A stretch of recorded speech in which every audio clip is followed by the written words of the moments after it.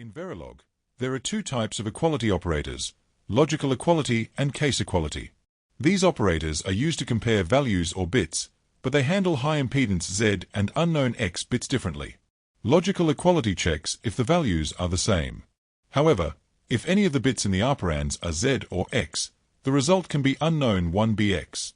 This is because logical equality treats these bits as truly unknown, and it cannot determine a definitive result when such bits are involved. Thus, the result of logical equality can be 1b0, false, 1b1, true, or 1bx, unknown. On the other hand, case equality is stricter. It compares each bit exactly, including Z and X bits. This means that Z matches Z, and X matches X. As a result, the case equality operator always produces a clear 1b0, false, or 1b1, true, outcome, never an unknown result.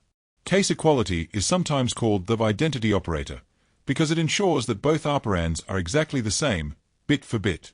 There are also inequality operators in Verilog, logical inequality and case inequality.